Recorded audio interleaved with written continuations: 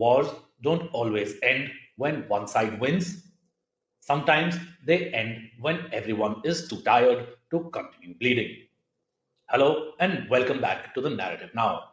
I am your host, Sudanshu Sharma, and today we will discuss the Ukrainian peace deal being forced by the United States President Donald Trump.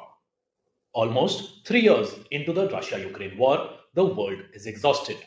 Russia has dug in, Ukraine is shattered demographically, militarily, and psychologically. Europe is angry, broke, and frightened of another winter. And America is doing exactly what it has done with allies in the past. But this is in context to when Donald Trump returned to the White House in January 2025 and said, I will end the Ukraine war in 24 hours. Though people laughed at his unpredictability and exaggerations then, today even some of his biggest critics are whispering his plan might actually be the only path left. Not because his plan is fair, not because it is moral, but because it is brutally realistic. First, allow me to explain the logic behind the ceasefire. Let's start with what Trump proposes.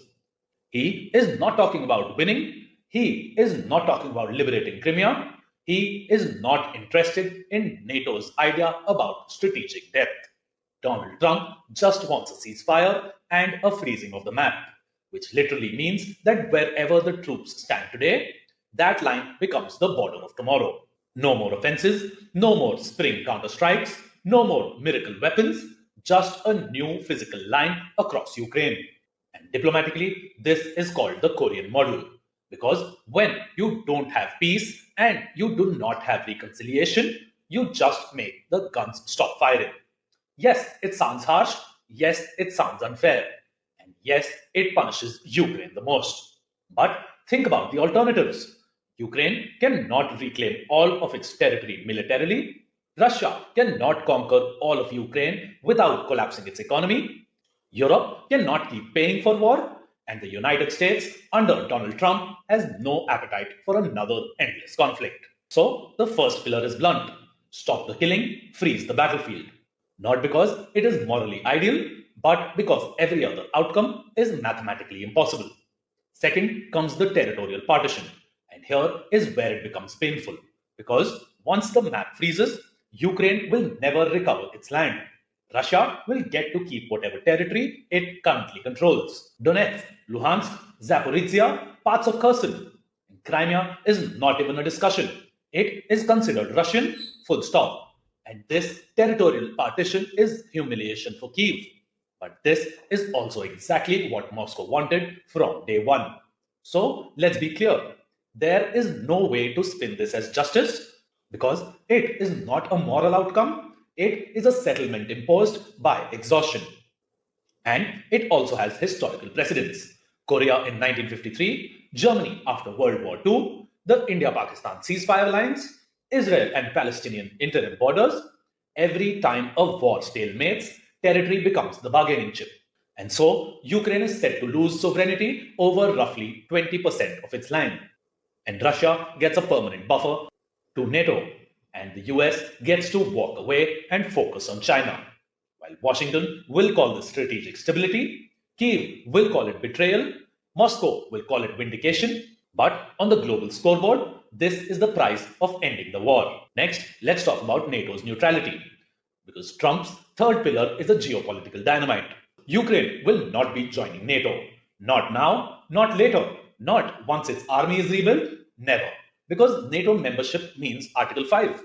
And Article 5 means an attack on Ukraine is an attack on all NATO members, including the United States. Trump in the past has openly said, I will not start World War III for Kyiv. And this is not ideology. It is risk management because a NATO-Ukraine scenario means that US troops will need to be deployed in Eastern Europe and that American soldiers will be fighting Russian soldiers with nuclear escalation always on the table. But Trump refuses this entirely. And so Ukraine will get security guarantees, but not through NATO. Instead, they will get bilateral defense deals, technology transfers, training partnerships, and intelligence sharing, which are all contracts, not alliances. And this matters because treaties bind nations. but contracts can be cancelled. And so, Ukraine will not be protected by NATO's collective shield. It will depend on the goodwill of individual governments, while Russia gets what it wanted most: no NATO on its border. But Washington too gets something it loves: maximum leverage with minimal responsibility. And although it is cruel, but geopolitics rarely rewards the weak.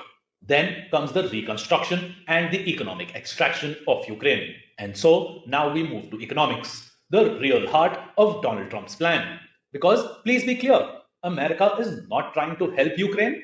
America is trying to own post war Ukraine, not through humanitarian aid, not through grants, but through investment. Because although Ukraine is a broken economy right now, it is sitting on massive potential: rare earth minerals, uranium deposits, aerospace manufacturing, ports on the Black Sea, vast agricultural superland, and cheap, desperate labor. And to American corporations, this is not tragedy, this is opportunity. So, Trump's logic is simple. Why spend $100 billion in aid when you can invest $100 billion and own the resource base? So while Europe rebuilds Ukraine's roads, ports, its power plants, America will harvest its minerals and its profits. Ukraine does not become a partner, it becomes a client economy, with its core industries, grain, metals, and energy ending up in US corporate hands for decades. And this is typical US policy, be it the reconstruction of Iraq, contracts in Afghanistan, or energy deals in Libya. America does not colonize countries, it monetizes them. Next, there is the sanctions reset, the fifth pillar. But Trump will not lift everything at once. He will do it in phases, like a businessman negotiating targets, where freezing the battlefield will result in lifting of humanitarian and agricultural sanctions. Stabilized borders will loosen financial restrictions, and a guarantee of non expansionism will open up partial energy trade. But full normalization, never, because leverage must also remain. And because Russia does not need love, it just needs a little space to breathe. And although sanctions were designed to crush Russia's economy, they could not. Instead, Russia rewired itself through China, India, the Gulf states, and through Africa. And now even Trump knows what Biden never admitted: that sanctions have failed as a strategic weapon. So Trump offers Putin a trade, not a victory. Not glory, just calm predictability. A way to stop hemorrhaging men and money.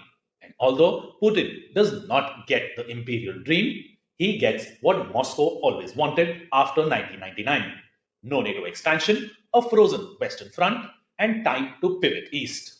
And that is enough. Now, let's understand who wins and who loses what. But before that, let's stop emotional rhetoric and talk in brutal geopolitical calculus. Russia wins territory, not legally but physically. And we all know that no power on earth can make Russia return it now. The United States wins influence, it exits the war, it pivots to China, and then American corporations enter Ukraine's extraction economy. In Europe, loses quite a bit too, because they will end up paying for the reconstruction bill, they will absorb refugees, and they get no Black Sea access. But instead, they get a traumatized buffer state instead of a stable neighbor. But Ukraine, well, Ukraine loses the most. It loses land, it loses its NATO dreams, it loses the EU accession for decades, and it loses its democratic future. No matter how you package it, this cannot be termed a win, it is survival. And history is full of nations that survived by losing something now to avoid losing everything later. But that is exactly how the world works when neither side can deliver a knockout punch. And right now, Russia has the power, America has the leverage, Europe has fatigue, and Ukraine has none of the above. But Trump is not offering Ukraine peace, he is offering closure. Painful, unfair, irreversible, but closure. Not because Ukraine wants it, but because the world has stopped footing its bills.